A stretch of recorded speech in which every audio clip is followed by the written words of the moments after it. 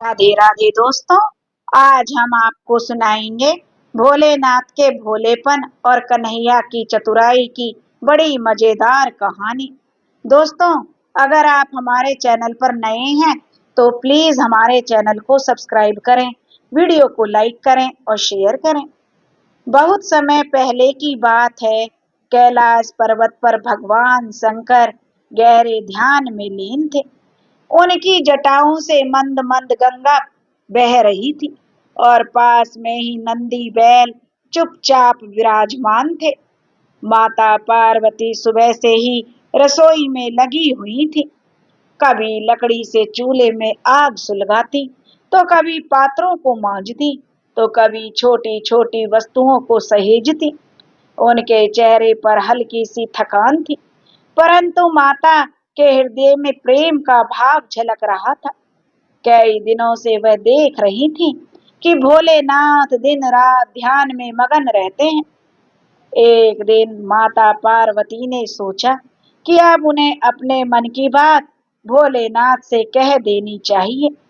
वे धीरे धीरे उनके पास आई और मधुर परंतु गंभीर स्वर में बोली, स्वामी, आप दिन रात पर्वत पर बैठे रहते हैं। मैं सारा दिन घर का काम करती हूँ, लेकिन कभी आपने सोचा है कि परिवार का भरण पोषण कैसे हो?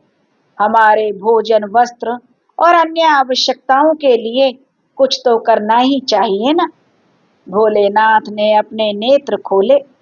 उनके होठों पर हल्की सी मुस्कान आई। वे जानते थे कि पार्वती जी जो कह रही हैं वह केवल भौतिक आवश्यकता नहीं, बल्कि जीवन के संतुलन की बात है।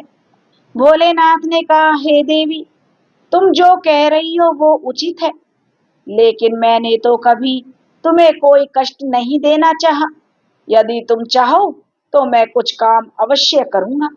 तब माता पार्वती ने तुरंत बात पकड़ते हुए कहा, तो सुनिए स्वामी, आप कन्हैया जी से जाकर कहिए कि हम भी खेती करेंगे। खेत उनके पास हैं, बैल भी उनके पास हैं, पर एक बात का ध्यान रखना, जब आप शर्त तय करें तो कहना कि हमें फसल का ऊपरी हिस्सा चाहिए।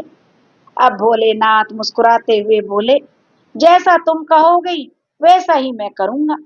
अगले ही दिन भोलेनाथ अपने नंदी के साथ पर्वत से नीचे उतरे। वे एक सुंदर हरे भरे प्रदेश में पहुंचे। दूर दूर तक फैले खेत, तालाब के किनारे खड़े पीपल के पेड़ और हवा से गूंजती बांसुरी की मधुर आवाज